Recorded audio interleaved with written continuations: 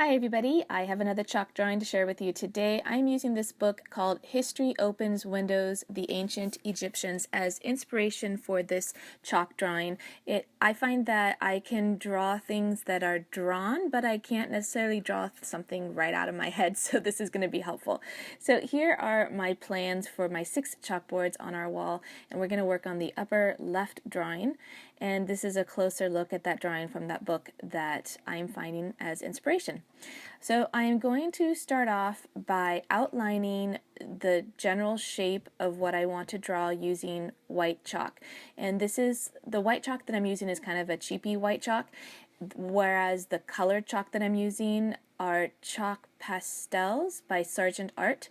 And they're really vibrant, really rich color. I really like them a lot. But I'm doing my outlining with like kind of a cheapy white chalk because that just erases a little bit better. I find that the colored chalk does leave a bit of a faint residue, I guess. Okay, so I had to kind of adjust the camera angle, and I'm sorry, this is just not good lighting and not good camera angle. So I'm just working on the background. So I don't do art at all. I can copy, with some success. But what I've learned is that when you're working with chalks, number one, I find that it's easier to work with the background first. And then if you need to do something in the foreground and you've already worked on the background, I just kind of use my finger to erase that part and then I can draw over it. And you'll see me do that a little bit later on in this chalk drawing.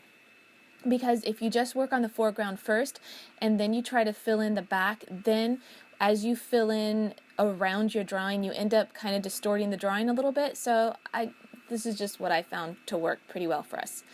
So I like the way the boat turns out on the Nile. There are palm trees in the back, and then we're going to work on the foreground here, which is a Shaduf, which you can see me, I just kind of erase with my finger there.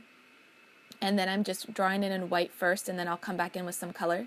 And then we're going to do some fields and some of the canals, water canals. And I'm not sure that I drew this accurately as far as like the channels of water coming in, because when I was done with it, my kid is like, well, then why does he need a shadow if there's, canals of water coming in? And I didn't have a good answer. But anyway, this is what we are attempting to draw, and I just have some green fields. What I did leave out of this chalk drawing are all the people in it. I'm just not that talented at drawing people, and so I just decided to leave them out. And it turned out fine, and this is just kind of a close-up now that I've taken it off of my makeshift tripod, which is a ladder. Then you can kind of get a look at the whole chalk drawing. And then here you can see them side by side. The one at the top is from the book, and then mine is on the bottom. And then my kids got to work and did theirs, and theirs turned out really beautifully. We're using some color pencils, and they did a great job. So if you want to see some of the other chalk drawings in this series, you can click on the screen for those videos, and you can always find me on Instagram at Pepper and Pine. Thanks for watching.